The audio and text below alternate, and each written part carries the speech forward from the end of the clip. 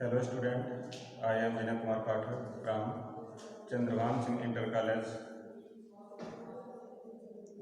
Today's I am teach class 11 physics lesson first, which name is dimension analysis. प्रिय student, आज हम इस video में आपको 11 क्लास की फिजिक्स का जो पहला लेसन है आप देख रहे हैं डायमेंशन एनालिसिस, जिसके बारे में आपको बताएंगे। पहले बात आप ये जानेंगे कि डायमेंशंस किसे कहते हैं। डायमेंशंस के बारे में कहा गया है कि किसी भी भौतिक राशि के ऊपर लिखी गई घात को ही डायमेंशंस कहते हैं। और इसका इंग्लिश में डेफिनेशंस है the power on any physical quantities are called its dimensions. किसी भौतिक राशि के ऊपर लिखी गई घात को ही हम उस भौतिक राशि की बीमा कहते हैं। क्वांटिटीज, राशियों के बारे में आप जानेंगे। यहाँ पे राशियाँ आप जानेंगे कि राशियाँ कितने प्रकार की होती हैं। राशियाँ दो प्रकार की होती हैं। There are two type of quantities. पहला है फंडामेंटल क्वांटिटीज, जिसकी हिंदी है मूल राशियाँ। वे राशियाँ जो एक दूसरे से पूर्ण स्वतंत्र होती हैं, जिनको ज्ञात करने के लिए किसी अन्य राशि की आवश्यकता नहीं पड़ती है, उन राशियों को हम मूल राशि कहते हैं। The quantities that free from other is called fundamental quantities. There are 7 fundamental quantities.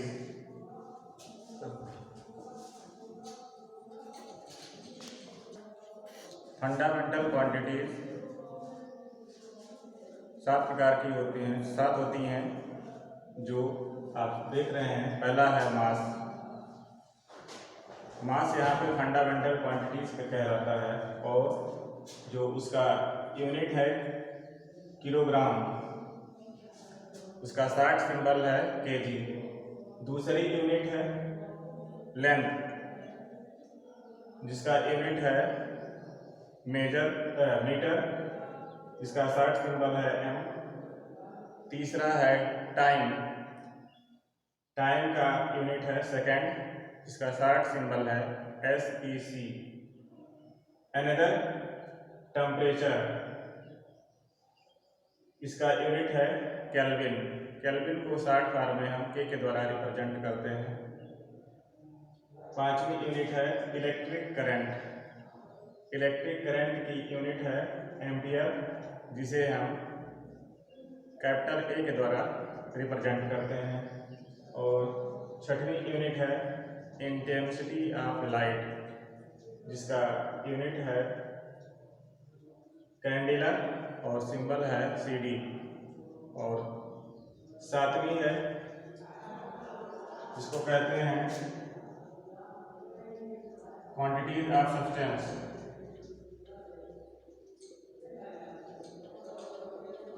Quantities of substance, जिसका यूनिट है मूल। इस तरीके से जो मूल राशियों की संख्या 7 बताई गई है, और इनका जो यूनिट है वो क्रम वाइज बोर्ड पे लिखी गई है। अब हम अनदर टॉपिक डिस्कस करेंगे, जिसका नाम रहेगा डेराइव्ड क्वांटिटीज। दूसरी टॉपिक है व्युत्पन्न राशि, जिसकी इंग्लिश है डेराइव्ड क्वांटिटीज। व्युत्पन्न राशि के बारे में बताया गया है कि वे राशियाँ जो एक दूसरे से पूर्ण स्वतंत्र नहीं होती हैं, अर्थात जिन्हें ज्ञात करने के लिए दो व्युत्पन्न राशि के बारे में बता रहे थे कि वे राशियाँ जो एक दूसरे से पूर्ण स्वतंत्र नहीं होती हैं, अर्थात जिन्हें ज्ञात करने के लिए किसी अन्य राशि की आवश्यकता पड़ती है, उन राशियों को ही हम व्युत्पन्न राशि कहते हैं। इसी को इंग्लिश में कहा गया है the quantities that do not free from each other is called derived quantities. For example, पहली क्वांटिटीज है area. Area equal length into breadth. देखिए, लेंथ की भी यूनिट मीटर है, ब्रेथ की भी यूनिट मीटर है। तो इस तरीके से लेंथ इंटू ब्रेथ इक्वल क्या होगा, मीटर इंटू मीटर। और मीटर इंटू मीटर किसके इक्वल होगा, मीटर स्क्वायर, क्योंकि मीटर की पावर भी 1 है, सेकेंड मीटर की भी पावर 1 है, और मल्टीप्लाई करने पर दोनों की पावर क्या होती है, ऐड हो जाती है। तो इस तरीके से मीटर इंटू मीटर इक्वल क्या होगा, मीटर की पावर 2। सेकेंड है volume. Volume equal length into breadth into height. Length की भी यूनिट मीटर है, ब्रेथ की भी यूनिट मीटर है, और हाइट की भी यूनिट मीटर है। इस तरीके से length into breadth into height equal क्या होगा, metre into metre into metre equal क्या होगा, मीटर की पावर 3। थर्ड है वेलोसिटी। वेलोसिटी इक्वल क्या होता है, डिस्प्लेसमेंट अपॉन टाइम। डिस्प्लेसमेंट को हम मीटर में मेजर करेंगे और टाइम को सेकंड में मेजर करेंगे। इस तरीके से इसका डेराइव्ड यूनिट क्या बनेगा, मीटर पर सेकंड। फोर्थ है एक्सेलरेशन। एक्सेलरेशन का फार्मूला है वेलोसिटी अपॉन टाइम। वेलोसिटी की यूनिट है मीटर पर सेकंड, और टाइम से डिवाइड किया जाएगा तो उसका यूनिट क्या बन जाएगा, मीटर पर सेकंड स्क्वायर। नेक्स्ट है फोर्स। फोर्स इक्वल क्या होता है, मास इंटू एक्सेलरेशन। मास का यूनिट क्या है, किलोग्राम, और एक्सेलरेशन का यूनिट क्या है, मीटर पर सेकंड स्क्वायर। दोनों को मल्टीप्लाई किया जाएगा तो उसका यूनिट क्या बनेगा, किलोग्राम मीटर पर सेकंड स्क्वायर।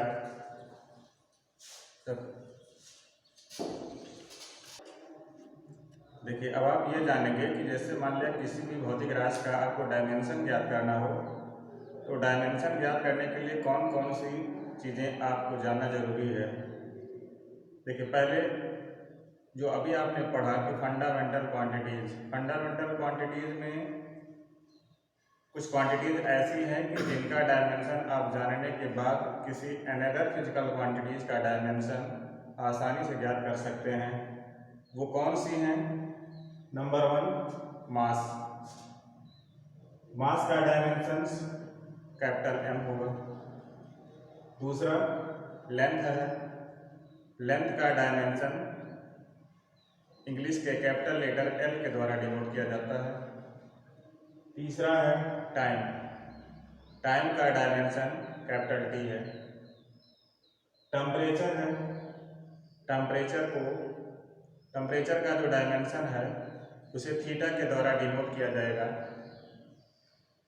अगला है इलेक्ट्रिक करंट। इलेक्ट्रिक करंट का जो डायमेंशन है वो A है। इन पांचों क्वांटिटीज के डायमेंशन को जानने के बाद डेराइव्ड क्वांटिटीज जितनी हैं या जो भी डेराइव्ड यूनिट्स हैं उनके डायमेंशन आप आसानी से ज्ञात कर सकते हैं। अब इसके बाद मैं बताऊंगा कि जो भी डेराइव्ड क्वांटिटीज हैं उनके डायमेंशन यदि हमें ज्ञात करना हो तो हम कैसे ज्ञात करेंगे। आइए कुछ उसके एग्जाम्पल्स देते हैं आपको। हाँ, ये थोड़ा सा मिस्टेक हो गया है, फंडामेंटल की स्पेलिंग लिख लीजिए FUNDAMENTAL।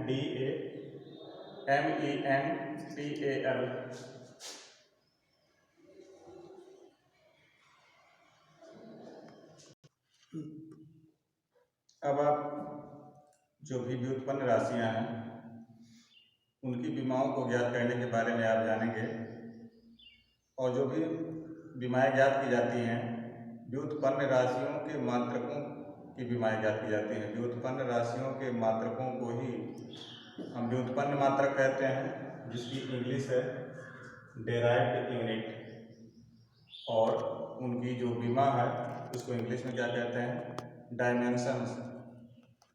जैसे पहला एग्जांपल है एरिया। एरिया इक्वल क्या होता है, लेंथ इंटू ब्रेथ। लेंथ का यूनिट क्या है, मीटर, ब्रेथ का यूनिट मीटर, तो L इंटू एल इक्वल क्या हो जाएगा, एल स्क्वायर। इस तरीके से एरिया का डायमेंशन एल स्क्वायर होगा। दूसरा है वॉल्यूम। वॉल्यूम इक्वल क्या होता है, length into breadth into height. इन तीनों का डायमेंशन क्या होगा, L इंटू एल इक्वल क्या होगा, L⁻3। थर्ड है वेलोसिटी। वेलोसिटी का फार्मूला है डिस्प्लेसमेंट अपॉन टाइम। डिस्प्लेसमेंट का डायमेंशन है L, टाइम का डायमेंशन है T, तो L/T। देखिए T जब नीचे होगा तो उसका पावर 1 से पुश किया जाएगा, लेकिन जब ये ऊपर जाएगा तो ये हो जाएगा LT⁻⁻1। नेक्स्ट फोर्थ नंबर है एक्सेलरेशन। एक्सेलरेशन इक्वल होता है वेलोसिटी अपॉन टाइम। वेलोसिटी का डायमेंशन है LT-1 अपॉन T इक्वल क्या हो जाएगा, LT⁻²। नेक्स्ट है फोर्स। फोर्स का फार्मूला है मास इंटू एक्सेलरेशन। मास का डायमेंशन यहाँ पे m है और एक्सेलरेशन का डायमेंशन LT-2। दोनों को मल्टीप्लाई करेंगे तो इसका डायमेंशन क्या बनेगा, mLT-2। नेक्स्ट है सिक्स्थ नंबर वर्क। वर्क का फार्मूला आप लोगों ने पढ़ा है कि वर्क इक्वल होता है फोर्स इंटू डिस्प्लेसमेंट। फोर्स का जो यूनिट है, फोर्स का डायमेंशन m है, फोर्स का डायमेंशन mLT-2, डिस्प्लेसमेंट का डायमेंशन L। इस तरीके से दोनों को मल्टीप्लाई करेंगे तो इसका डायमेंशन बनेगा mL²T-2।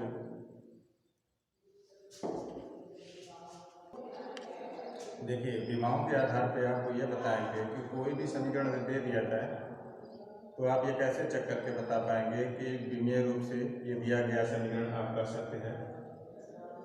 इस पर आधारित हम आपको कुछ एग्जांपल्स दे रहे हैं। जैसे एक एग्जांपल मैं आपको दे रहा हूँ, आवर्तकाल के लिए आवर्तकाल के लिए T इक्वल एक सूत्र लिखा गया है, T इक्वल 2π√L/G।